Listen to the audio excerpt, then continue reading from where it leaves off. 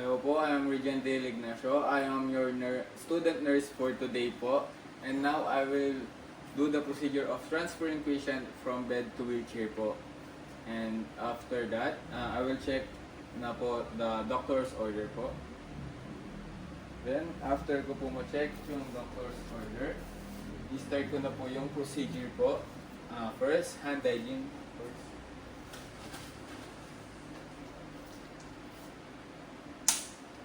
After the hand hygiene, hanapin ko na po yung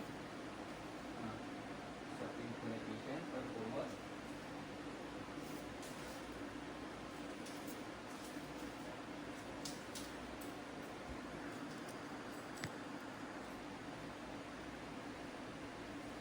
And then, ilalagay ko po yung towel po sa waist po ni patient.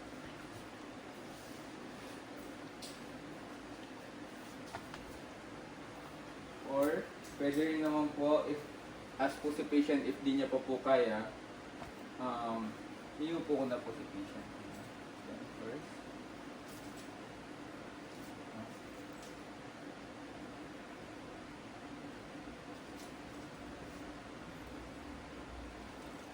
Ayan. Kapag po sinabi ni patient po na nahihirapan po siya makatayo, itali po ito for support.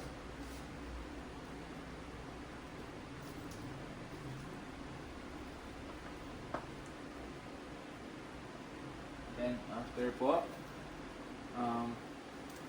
pasot yung sneakers.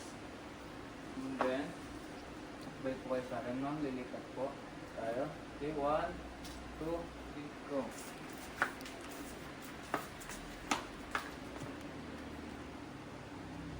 And ayun po, now naman po, gagawin po natin is transferring the patient from wheelchair to bed.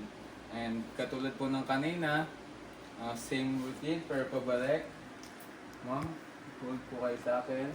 Then, hold the patient. Tapos, iyo po. Then, alisin po yung towel. Alisin yung support.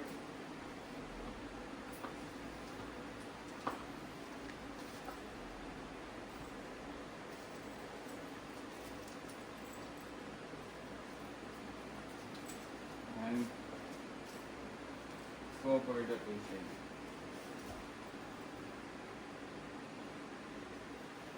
And that's it po.